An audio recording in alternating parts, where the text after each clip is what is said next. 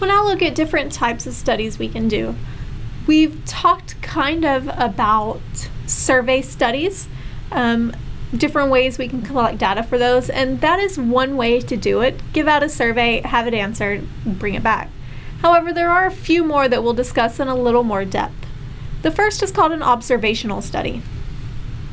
As the name observational implies, we're going to be observing what's happening now or what was happening in the past, and then try to make conclusions based on these observations. When we do an observational study, we don't want to be manipulating anything, we just want to observe exactly what is happening. And there are going to be 3 different ways that we can do that. There are 3 different types of observational studies: cross-sectional, retrospective, or longitudinal. The first is cross-sectional, and this is where we collect all of our data at once. We're going to observe someone doing something, get all of that data all at one time.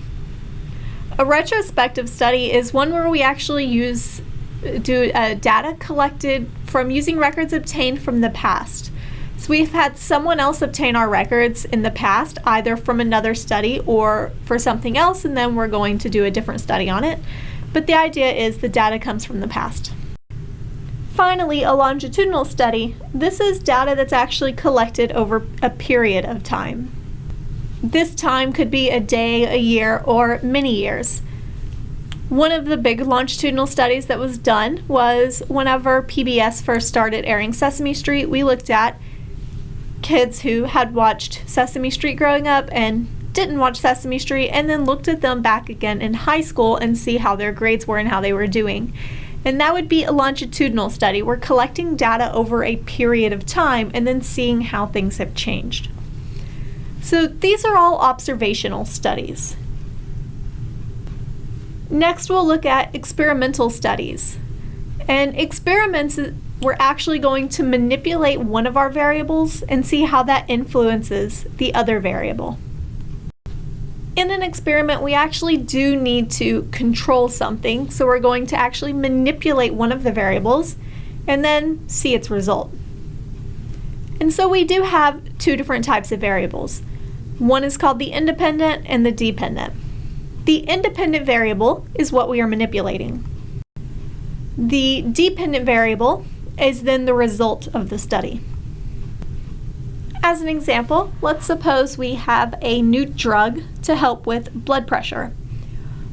When we want to do an experiment to see if it actually does affect blood pressure, our independent variable would be whether or not someone is actually receiving the drug. In most experiments, we have our experiment group and our control group. So we want to know the first variable that we're manipulating is whether or not they're actually taking the drug that we have. The dependent variable would then be the result of their blood pressure.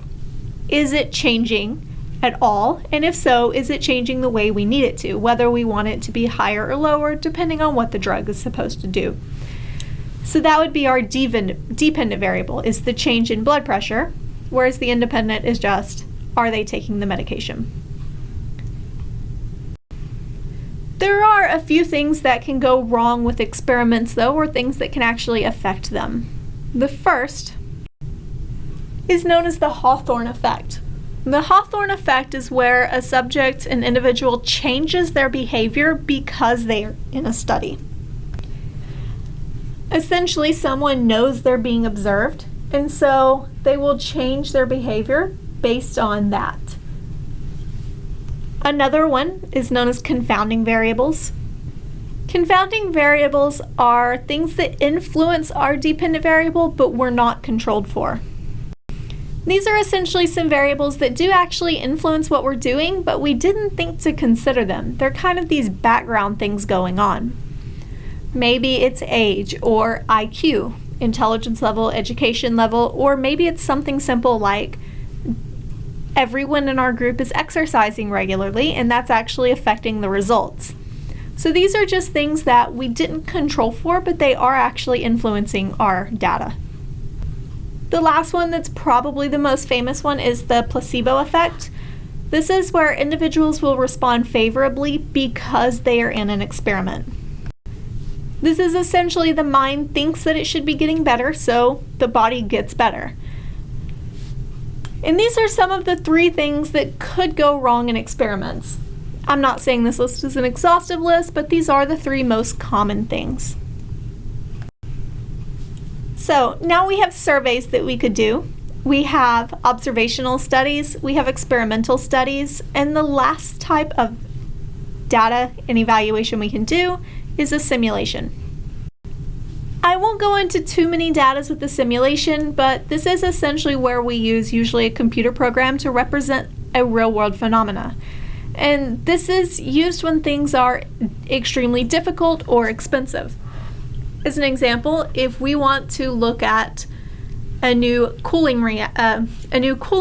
element for a nuclear reactor and look at the statistics of that and its failure statistics, we're not just going to go in and install this and see if it works or not, because we could have huge devastating consequences if it failed. Instead, we will run a computer program to see what happens, and that would be a simulation.